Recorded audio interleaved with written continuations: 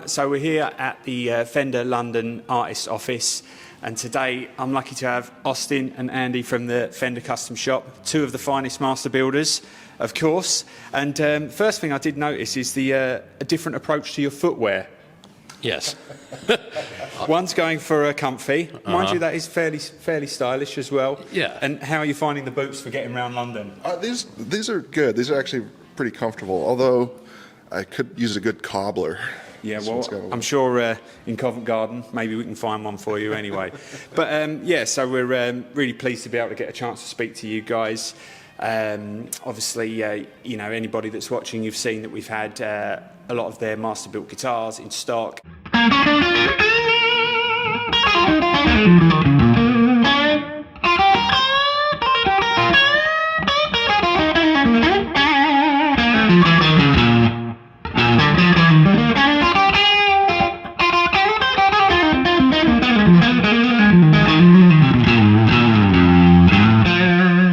Yeah, I kind of just wanted to have a chat with you guys and sort of, you know, for those out there that aren't familiar with your work, I'm kind of interested of like how you came to be a master builder. My path starts many years ago. I finished the Musicians Institute program in Hollywood, where actually Austin was a teacher's assistant the year that I graduated. Oh, cool. And after graduating, joined Jackson Custom Shop I was in charge of all the fretwork for the EVH line and sanding necks and everything, and eventually moved into Jackson Custom Shop Final, where I was working with Mike Shannon for a while, and then had an opportunity to become Steve Stern's apprentice up in Gretsch, and I was in Gretsch for about... Literally upstairs. Upstairs, yeah, right above Custom Shop for about 8 years.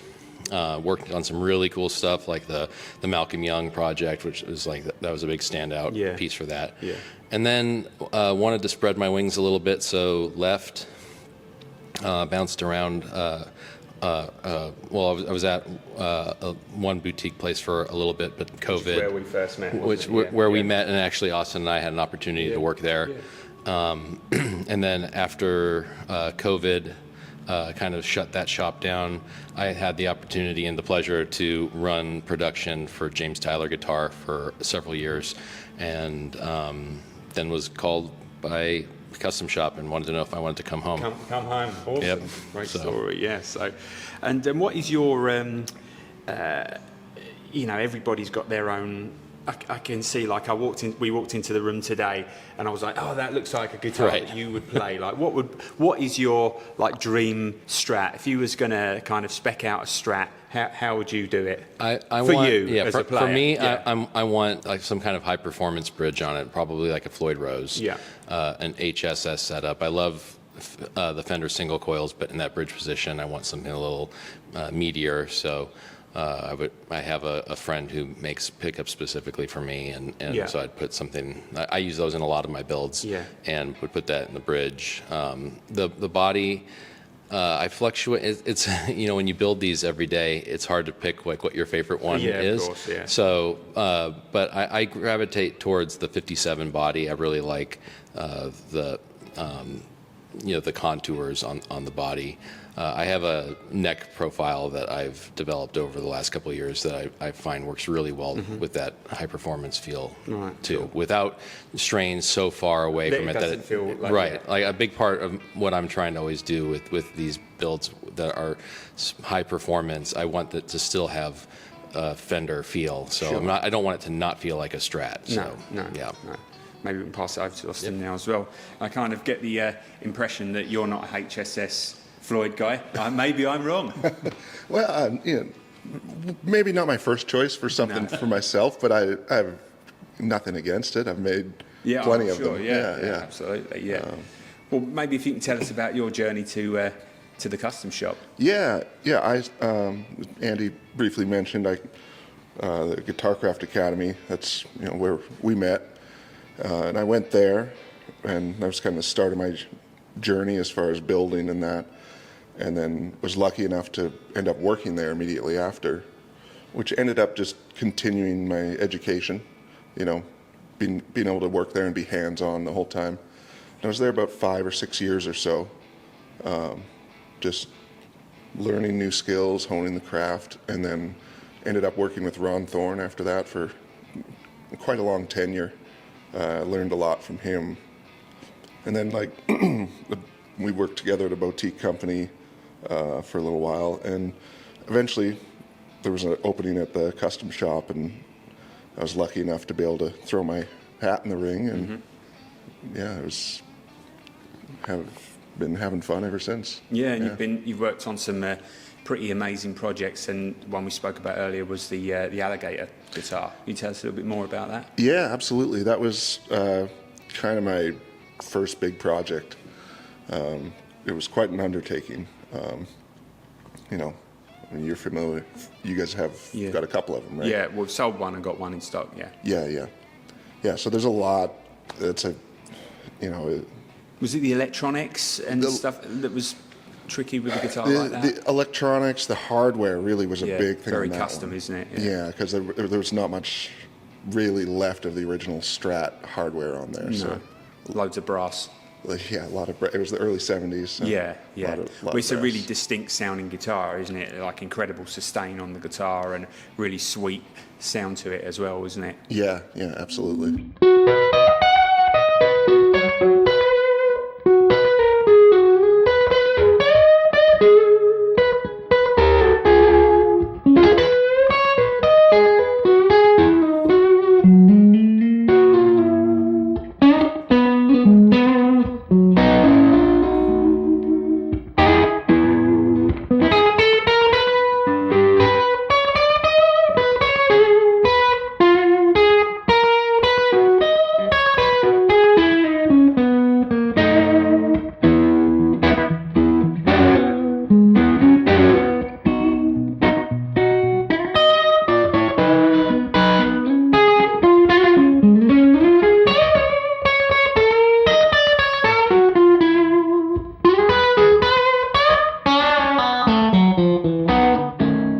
Funny for us because like I can kind of almost walk into a room and see a load of master built guitars, and I can almost tell who's built them because you've all got like your own signature thing that you do to the guitars. What would you say is your kind of forte for you know, one of your master built guitars, or what do you enjoy to do the most? Well, I'm definitely a telly guy. That's if you know, that's what I'll default to. Sure. Especially if it's for myself.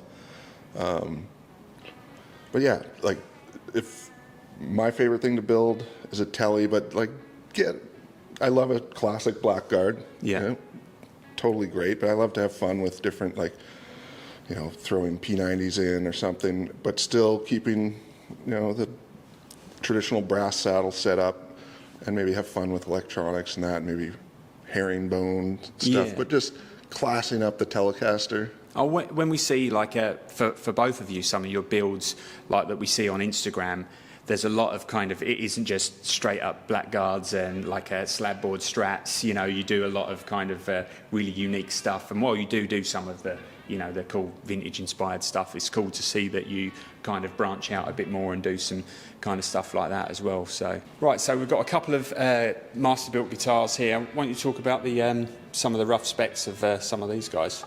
Sure, yeah. This is kind of a Cabernita style kind of build, but not totally. No. Some little differences here and there, but yeah, you get the chopped telly bridge, which I'm always a fan of keeping the brass saddles. Yeah, it still sounds great. And RSD, which I think that's my favorite version of the brass saddles. It's just, it all works. The tone plus the good intonation. Yeah, it's just, it works. You set it and forget it. Yeah. But yeah, you got your little half guard, TV Jones, tele control plate. Roasted neck on there. Roasted. Yeah, roasted neck, which feels great, you know, and just roasted body as well. I love the roasted stuff. It looks great. It feels great. You don't really have issues with fret sprout and that. Yeah, and it's just super stable, isn't it? You just hardly ever need any kind of adjustment. Yeah. Yeah, no. Well, so they're TV Jones pickups in there as well. TV Jones in here. Nice. And something we spoke about earlier. Why don't you let us know some of the artists that you've kind of built for as well? Yeah, one I was really excited for was Corey Wong. Yeah. Made a special version of his signature guitar for him. Just bound neck. Yeah. Just a little extra touch. Just Extra funky. yeah, exactly. So that was pretty cool and quite the honor. Yeah. To be tasked with that. And obviously, you know, we're talking about that the alligator guitar. It must be pretty surreal just to see that Mayer's just gone to a store and just, or however he's acquired the guitar, just see him up there playing one of your guitars. It's undeniable. That was just so cool to see. You know? Yeah. You know, because I put a lot of passion into making those, and just to see it getting used in. It's just so cool that him as a fan has just gone out like, you know, the rest of us that want these, you know, super cool limited guitars and just got one themselves. Yeah. Yeah, it was really cool. And there's so much footage of him playing that guitar as well. Yeah. Bring it on, John. Superb. Is there anything specific that you know that you'd like, you know, for me to talk about, or anything like that, to make people more aware of your builds? Or I mean, I'm pretty proud of my fretwork and my fingerboard rolls and everything. The years of building Charvel and the years of working at James Tyler, they both have a very specific feel to their necks and their fingerboards, and I think I've taken aspects of those two brands and kind of formed something that I think really works for me and that I think people enjoy. So if someone was looking to spec out a high performance but kind of vintage looking Strat or Telly, would you throw your hat in the ring as being the guy for something? Yeah, I mean, spec? So like you asked what like I would like to build, and I definitely, like, for myself, am going towards, like, you know, humbuckers and like a Floyd Rose, but I don't think that, like, my building is limited to that. No, of course. I really love, you know, I also push to really maintain the like integrity of what Leo came up with the Strat. I love Josefina's pickups, and I think I'm pretty happy with my my Strats when I'm all done with them. Like they will look very vintage, but the neck, I think, like you were saying, you can tell a guitar of ours by looking at it. But I think even if you weren't looking at it, if you felt the neck, you could tell. Yeah. Who's. It's definitely the same with the relicking as well, right? You know, because you can, you know, when you're doing like these replicas or tribute type sort of guitars, you're obviously tied to doing it exactly like the original guitar. What's your take on, or, you know, how do you get inspired when it's just an open, you know, if someone just says, okay, I want a heavy relic Strat, how would you approach that?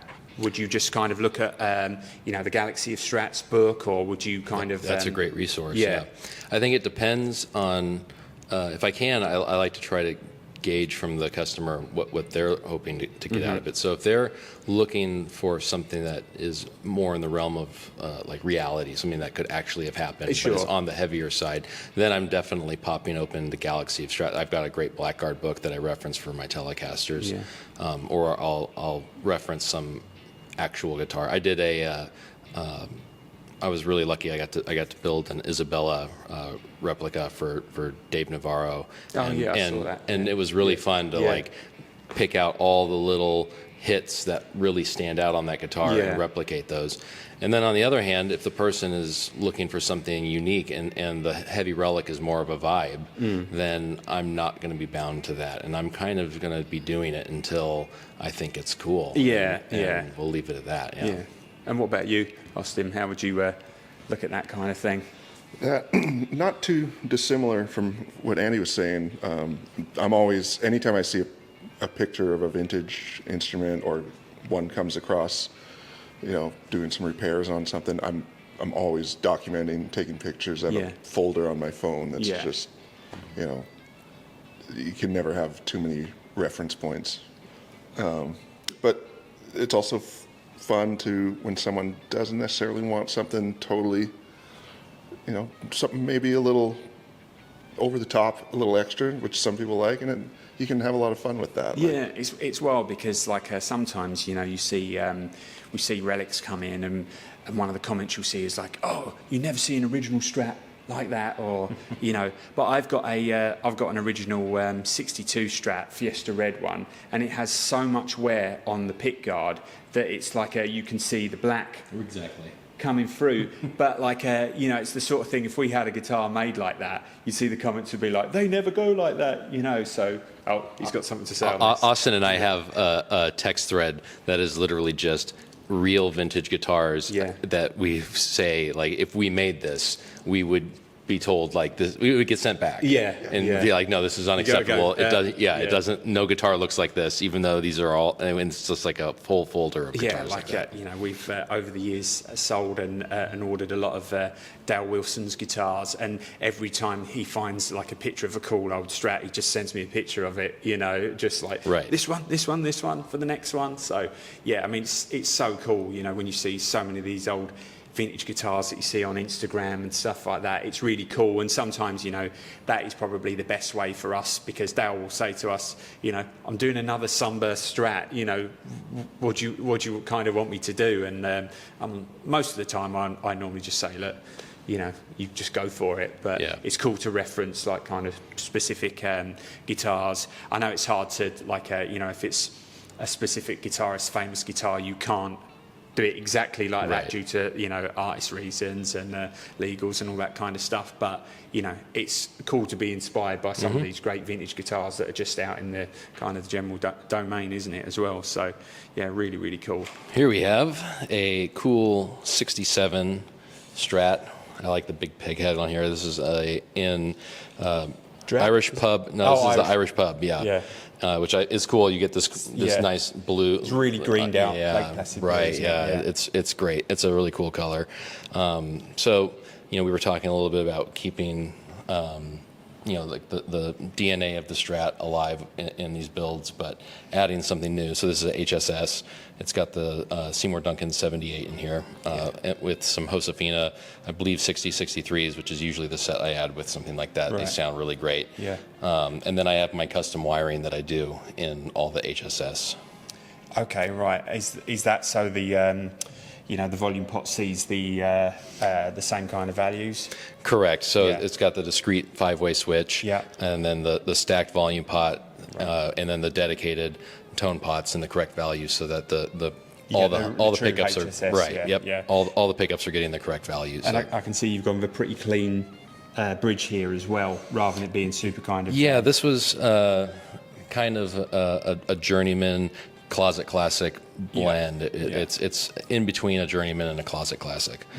And it's ready to be worn out by somebody who, I mean, the more somebody plays this, the more the blue's going to show through. The hardware is patinaed but not completely wiped out. So it's hard to see on camera, but it's got some really great cracking in the finish there, and you can really see like different shades of kind of the more kind of green in the finish and stuff, and a little bit more of the blue underneath there as well. Is there any artists that you're working with directly at the moment, or anyone that you've had the privilege of building for? Oh, yeah. I mean, I've had the honor and privilege of working with Dave Murray for a few years now. Oh, amazing. So talk about building for your heroes and everything. Well, Alex, who works for me, is probably the biggest Iron Maiden fan in the world. So. Well, he'll have to fight me for that title. But getting that call, I was driving into work and was called by our artist relations team to see if I'd be interested in building for I'm busy. Dave. Sorry. I was like, no, can't do it. I had to pull over. I was like shaking. I was so excited, and seeing that guitar on stage so many times has been great.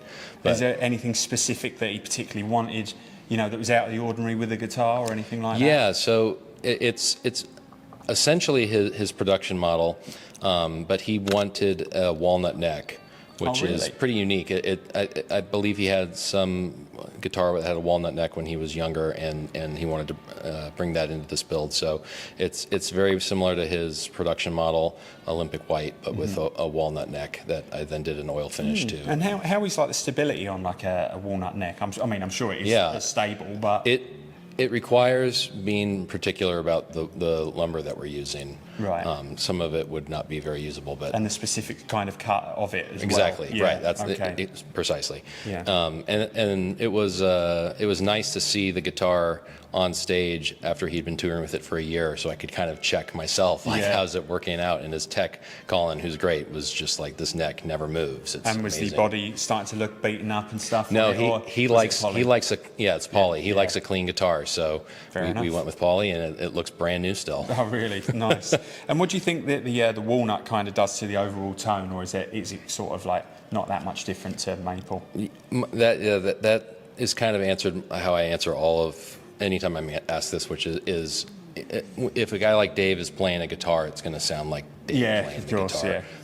I remember seeing other artists come through the shop before, and you know that they're in the shop Yeah, because you can hear it. Yeah, hear you it. just hear And it, it doesn't matter that it's not What through they're their playing, rig. yeah, They're I know, playing yeah. through a Mustang, Yeah. amp, and it's Yeah. like I can, in fact, the first time that happened was blowing my mind. But like, Eddie Van Halen's playing Yeah. guitar in the shop, and you can just tell that has to be Eddie Van Yeah, Halen. you could, just tell a mile off. can't Right. you? So it has an effect because all the woods will, but it's not as high on the list of like priorities for what's affecting the tone. Sure, and he just, if he's comfortable with the feel and it makes him, get in the right headspace when he's playing the guitar because it's a nice, Yep. comfortable feel and something that reminds him from the past or something like that, Exactly. then it's going to do the job, isn't it? Yep. Yeah, no, super cool. Well, I don't think you can really top that, can you? That's No. amazing. So, yeah, well, I think we've, gone over a few really cool topics there. We're going to look through some more guitars. Thanks for your time. We really Of course. appreciate it, and we'll see you on the next one. Cheers. Bye-bye.